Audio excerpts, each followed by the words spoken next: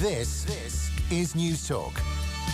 Welcome back into Off the Ball. Will O'Callaghan sitting in for Joe on this Wednesday evening. It is time for Wednesday Night Rugby. We're joined by former Leinster and Ulster coach Matt Williams to have a look ahead to the final weekend of the Autumn Nations Cup and where Ireland have been going. Johnny Sexton pretty insistent at his press conference yesterday that Ireland are making improvements and that they're in a better spot than when they were in 2019, admitting that they are at a lower level than 2018. Matt, what's your read on what Sexton had to say? I mean, we've had 8 games now under Andy Farrell in this calendar year. Have you seen any kind of tangible improvements in the Irish team compared to where they were on the back of the World Cup last year? Very hard to be definitive with where they are. I think the one thing we have to take into account is the players are inside a real bubble, you know, and not a criticism in any way of the players, it's just the reality. But you know, if you read Robbie Kearney's book, you know, Robbie's a wonderful guy who I've got huge respect for. I did some shows with him on Virgin Media. He's a great guy, wonderful career. But he was saying it wasn't until the England game before they left for the World Cup they realised they were in trouble. Now, to most of us on the outside of that team in 2019, we knew they were in trouble from March. So the players, you know, hear the talks, they see it all, but sometimes they don't see the reality until it's actually happened. So I've got no doubt that what Johnny's saying is something he really believes. I have great concerns for the team. I really, that England performance was absolutely horrific. I've got to say that's the term, horrific. You know, I think it was 227 times Irish players ran into English defenders and got tackled. I mean, they've lost the game. Like if you do it 227 times, you win by 4 tries. Okay, we can understand that stat. But to have that number and only score your first points very late in the game and by a kick over the top, no clean break, I mean, that tells you where they are with attack. And really what I see with that team is that they're trying to play the same game plan, roughly, that they did in 2018, and it's just never going to work again. The game's moved on. The game changes and develops and tactics change. That's just always been part of rugby, and it's moved on. Now, Andy Farrell was put there as a continuous coach, a continuity coach from Joe, and there's merit in that. And when the appointment was made, okay, the decision was, let's keep doing what we're doing is great, let's keep doing it. And now that ain't working. So they've got to come up with another plan. If they come out with the same plan against Scotland and they get tackled 150, 160 times and they shut down Sexton and they shut down Bundyaki or whoever's playing as the first receiver behind him, you know, that's not good at all. Yeah, because I think the concern about last week on the back of Twickenham, and you know, notwithstanding that 10 new players have won their first caps this year and there has been a bit of change in personnel, there was no real change in style for the Georgia game. It was back to the same old reliable running into traffic, getting into a ruck, resetting, then running it down the middle again. There was no real expansive side against a team who kind of lap up that kind of pressure with the physicality that Georgia have, and Ireland seemed to have no ingenuity to try and work the ball wide at all. No, it's like that they've got just one game plan. I very much agree with that. And it was an abysmal game to watch. It was really hard to watch, really, really tough viewing, you know. The highlight was the Georgian inside centre's 50-metre try. Now, when that's the highlight and you're supporting Ireland, that's not good. But, yeah, look, there's 2 arguments there. One, they wanted to go out and stick to the game plan they're going to use later on. Now, that's always going to beat Georgia. It's going to beat Wales because Wales have really declined since the World Cup, lost a lot of people, guys retiring, new coaching staff, and things aren't going well with that. Things are not going well there at all. So let's say we're going to beat Wales, and we're playing at home. So Ireland at home are playing efficiently. But when they're going away or they're playing England, the big teams, England, France, I would put New Zealand and South Africa in that, and Australia are edging there. I don't know, we're not really quite sure where Australia are under Dave Rennie, their new coach. They had a magnificent win over New Zealand, a gutsy draw, and then 2 horrific losses. So I'm not really sure where Australia are, but they're there or thereabouts. Let's just say they're about equal with Ireland. The game plan they're currently playing isn't going to beat those big sides. It's just not going to work. So they've got to, and what does that mean? Another quarter-final exit. So they've got to come up and develop and grow a plan that maximises the talent of that team. Right now, there's like the old Joe Schmidt vision plus a little bit by Mike Catt, and they're trying to squash the Irish talent into that mould, and that's not going to work. They've got to find a way. What is the best system? How can we play to maximise the talents of our James Ryan, maximise the talents of our new players like Ronan Kelleher and so on? How are we going to maximise that? And then they're going to have to decide who is going to people it. What are they going to do about the 9 and 10 situation? You know, Johnny Sexton, the way the other 10s are playing, Johnny Sexton can sign another contract and play till he's 40. Now, that's because there's no one else to take his place. Now, Johnny's not getting any better. He's getting older. That's just the way of us all. Not a criticism of Johnny. Again, huge respect. He's one of the Irish all-time greats. But none of us get better as players once we're past 32, 33. You're hanging on. You're in a little bit of decline with pace. And the other part is because Ireland have played the same way, they figured out, stop Sexton, you stop Ireland. So that Georgian game, in some ways was a lost opportunity. I know they blooded a lot of new guys, and often that's very hard. You lose continuity. But you didn't come out of that game feeling like they'd really progressed. When it comes to Johnny Sexton's contract situation, he's now 35, so he'll be well into the back end of his 30s by the time that the World Cup comes around in France. And all these questions came up when he was appointed as the captain last year too for the start of this season. He's still in a pretty strong position to get that contract. I mean, what's very different to the Donncha-Ryan situation is that there were a string of locks coming through at the same time, and the IRFU could use his age as a reason not to hand out a new deal. But even at this point, Matt, at the end of 2020, there's no clear number 2 out half. Joey Carberry's injury, we're not sure what's going to happen. Ross Byrne has had a tough time in the games that he's got to start for Ireland so far. Billy Burns is very green. Jack Carthy hasn't really worked out. He's now back with Connacht. Harry Byrne is currently part of the squad. We're not quite sure what he's going to do at international level. To me, it would seem that Johnny Sexton is still in a pretty strong negotiating position when he sits down with the IRFU. Yeah, he is. There's just no one else right now. And that's the reality. I got a text it was a private text, I won't mention the name, it was a leading Irish ex-international. It just said Johnny can play till he's 50, because there's no one else. Look, Johnny, and so he should. He's still very fit, very healthy. Johnny's not playing poorly. I think the leadership is a different role. I think the leadership of James Ryan needs to be encouraged and brought through. I think that's essential. I think the captaincy time for Johnny is over. I think he was rewarded with a captaincy from his great loyalty, but I don't necessarily think he's a great captain. He's a leader.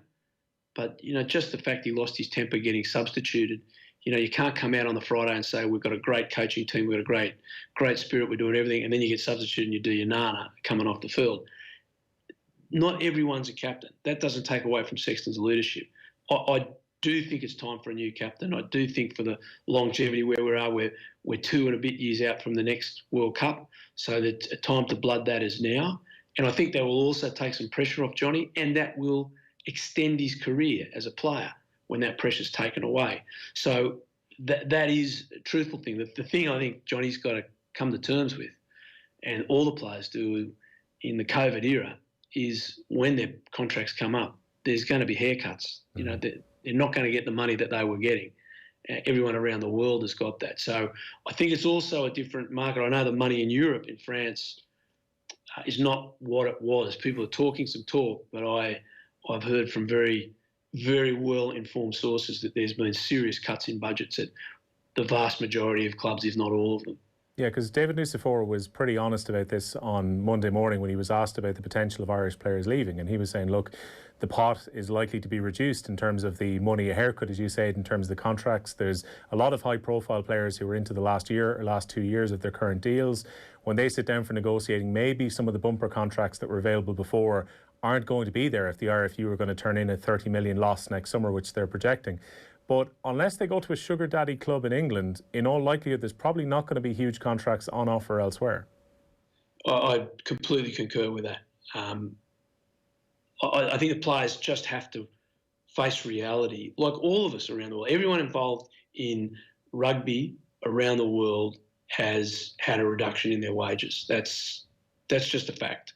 I certainly know in Australia it's worse than that. A lot of guys lost their jobs. Certainly professional clubs here in France have reduced their numbers from maybe 42 down to 45, down to 32, and putting a lot more development guys getting time in off the bench in certain games, academy kids getting time in certain games. So if you multiply that around the top 14, let's say it's 10 guys in each club's been cut, it's 140 guys that are gone. And that goes down to second division in England as well. Now, a lot of those clubs, their sugar daddies are taking a hit as well. So if you're, for example, if you're at one of the clubs where they're involved with the airlines or they're involved with travel, they're not going to be taking anything. Plus, if you're involved with a club that's major sponsor is a car sponsor like Toulouse, who are major sponsor is Peugeot, I mean, the car sales have plummeted in the last 6 months. So you just can't see all of these guys getting big money. Of course, there's going to be one or two that will attract big money, and they may choose to do that for a few years, and good on them. That's part of life experience. I don't have any problem with a player doing that. I think that's the wonderful part of rugby, to go to a different part of the world and live and experience it. And if you get a few quid while you're at it, well, good luck to you. No problems with it at all. But I think the reality for every rugby professional in the world coming into signing a contract now, or even on contract, is that you will have a much lesser wage going forward, because your employers, the unions, have lost tens of millions of dollars, euros, dollars, pounds, wherever you are. They've lost a lot of money, and that's got to be passed down the chain. That's just the way the business works. Yeah, breakdown of the players who are currently into the last 12 months of their contract and who will be going into negotiations with the IRFU in the new year. You've got Peter O'Mahony, CJ Stander, Tadhg Furlong, Keith Earls, Johnny Sexton, Cian Healy and Ian Henderson, all pretty much core players that would be starting week on week for Ireland if an ideal 15 was picked in all likelihood. But when it comes to where they're going to go in terms of the next step on this one, Matt, Dave Nucifora again was quite clear that they won't be changing their policy in terms of picking players who are outside of the provinces. They're still going to prioritise. They say this isn't a rule that they're likely to change. I'm sure that's still something that's playing in the back of the minds of any of those frontline Irish players currently. They want to continue playing for their country. If they want to do so, they're re-signing with their province. Exactly. I think a few of those players who are in their 30s, perhaps Peter and Keith, who are fantastic servants of Irish rugby and Munster rugby, I think they're the ones I'd be concerned about, because I think what Nucifora and the IRFU understandably are pushing the contract negotiations back. I don't think they know how much income they're going to get next year. I think there's some talk the Six Nations will be pushed back. I don't know how they'll do that with rescheduling other games and other competitions, but that's very strong talk around the traps. No more than talk, but there is talk that will be pushed back to April and May so that they can get some bums on seats, so they can get some paying customers in to the matches so they can make some more money. All totally understandable and very business-wise, very understandable from the unions, and no one would speak against that. But until they know how much money they're going to get, they're going to be very reluctant to commit themselves to wages. And some of the older players, as is the nature of the game, might find themselves on the wrong side of that. Now, they're the guys that might go to Europe, or they'll be put on highly incentivised contracts. Okay, we'll pay you much less, but if you get picked for Ireland, we'll pay you this and this and this. There's a whole lot of ways to skin the cat. But though that group of players are certainly not going to be getting the value they got before. Now, whether they decide, okay, my days wearing the green jersey are over and I'm ready to go overseas, that's totally up to them. But I also don't criticise the union for doing that. As much as I'd love to have seen Simon Zebo playing fullback for Ireland, their job is to protect the quality of the product in Ireland. And the Irish product, as far as clubs go, is still up there with the best in Europe. Leinster and Munster are still fighting. Connacht and Ulster are doing very, very well. Ulster in particular this season have a great start. That's their job, is to protect their their organisation. And by saying, if you go overseas, you don't play for Ireland, they're doing that. So I've got no problems with that. And it's free. They're not saying to players, you can't go overseas. They're saying, if you do, this is a consequence. Australia do the same thing, and New Zealand do the same thing. Now, they have Australia have what they call a Giddo rules made for Matt Giddo. If once you play 80 tests, then if you go overseas, you can come back. The Curly Beale currently playing here in France. Technically, they could do that with Curtly. I don't think they ever will. But that's what they could do in that circumstance. Now, Ireland haven't brought that in, but I think that's something they should do. So someone, say, like Peter O'Mahony, who's been a wonderful servant to Irish rugby, maybe he's at his vintage and after all the games he has given, and Keith Earls, they could be allowed to play overseas but come back and play for Ireland, but the younger guys can't. They would be very valid arguments for me for going forward with how you organise the playing group. And I'd imagine, Matt, as well, when it comes to the quality of teams that the provinces are going to face, they probably can't wait until the potential expansion of a Pro 16 in a couple of years' time, with the big South African sides coming in, like the Bulls and like the Stormers, and potentially frontline South African internationals playing in the Pro Rugby system. I would imagine when you look at the results the provinces have had so far this year, they really can't wait for those South African teams to come in and push up the standard of the Pro 16. Oh, yeah. It's just been... It's not good for Irish rugby. Winning like this is not good for the teams. Leinster just don't seem to have any competition, even when they're putting out part of their second and third 15. It's just quite staggering that these great clubs that we're playing against have dropped their standards so much. Let me tell you, when the South Africans come in, it'll be a rude awakening. I mean, they're good teams. They're big men. They're good teams. They play great rugby. I've been watching a little bit of the Curry Cup, not following it avidly, but I've been watching a little bit, and the standard of play is exceptionally good, exceptionally good. They are playing really high-quality rugby, very similar to the way the New Zealand provinces would play. It's great to watch. It's plenty of ball movement, and they will be a handful. And the quicker they come in, as you say, the better. I think the other side of that is there has to be pressure put on the Welsh and the Scots, not so much the Italians, but to a lesser degree the Italians, but they've got to pick their game up. They just have to pick their game up and not come out when Ireland are putting out Leinster and these teams, putting up such poor, not poor sides, but such undermanned side compared to their first 15, and they're still coming up with the goods. These other sides have just got to lift their game, coaching-wise and player development-wise. It's not good for the competition in any way. When it comes to this weekend, Matt, Scotland have had a pretty miserable run in Dublin going back over 9 years now. But realistically, I was at the game at the Aviva back in the Six Nations.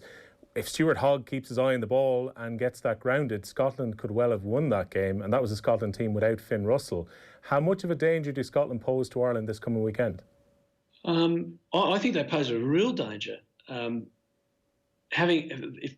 of all, we have to just say Ireland at home are very good. I think it's 19 games now on the trot. That they're very good at home. So we've got to give Ireland a lot of credit for how they defend Fortress Aviva. They do it very well. But the last two times that the Scots have come to the Aviva, they have lost the game rather than Ireland have won the game. The Scots self-implode quite often in Dublin. There was a number of times there 2 years ago, so it was at 2017, I think it was, or 2018. 2018. They just threw the ball away time and time again when they had overlaps. There was one time Stuart Hogg was coming down the wing and they were just going to score a try and passes didn't go where they should have. Now, the other part is I think the Scots have improved. They've certainly improved their defence. They're still not a top-class, top 5 international team, but they are much more cohesive and they are playing to their strengths. They are defending to their strengths, which is a lot of credit to Gregor Townsend, their coach. In other words, he's doing what I've suggested Ireland need to do. He's got a plan that suits them and they're playing something that suits them. Now, there's a bit of an unfortunate side to that. Last game the Scots played, Stuart Hogg, who is a brilliant attacking fullback, every time he got the ball, he kicked it. He didn't run once, which I think is wrong. I think they've got to change that. But they are rather than just being a team that passes and passes, they're bringing in a counter kicking game, which is smart. But the kick every single time is not smart. There has to be some variation in that. But the Scots have improved, and they will test Ireland this week, and that will be very good for Ireland. That will be really helpful for them going forward to be pushed at the Aviva. And on a very final note for you, Matt, how seriously do Ireland take this? Because Keith Wood was saying on Monday Night Rugby he wasn't sure how serious Ireland are taking this competition, and that maybe played somewhat into the lacklustre display against Georgia last week. Do Ireland take this seriously at the weekend? Gee, this is the first time in about 10 years I'm going to find myself disagreeing with Keith Wood, which is nice. Woody, if you're listening there, I've always agreed with this. We think about the game very similarly. I don't think there's any time you pull on your national jersey where you're not taking it seriously. And you pull on your national jersey and you run out on your home ground and you're playing against Scotland. Look, you don't want to lose that game. You go to Twickenham the other week. They tried their guts out. You couldn't fault their effort.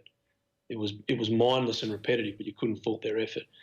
It's very hard to get up for games like Georgia. I understand that, but I don't think it's not the World Cup. Don't get me wrong. I understand where it is in the rankings of how the competitions go, but I also think that Ireland will not want to lose this game. I don't think it's going to be the same intensity as we're used to the Six Nations games because there's no crowd and so on. But I still think they'll be wanting to go out there and give their best and win. Because if they don't win, wow, people are coming for them. That would be a disaster if they don't win for their staff and the players. Yeah, third place on the line this weekend at the Aviva Stadium when Ireland play against Scotland. In the Champions League, it's just finished between Leipzig and Başakşehir in Istanbul. Leipzig winning by 4-3, while Krasnodar have beaten Rennes in Chelsea's group by 1-0. Thanks to Matt Williams for joining us on Wednesday Night Rugby. We'll take a very short break. Wednesday Night Rugby on Off the Ball. With Vodafone, official sponsors of the Irish rugby team. Team of us.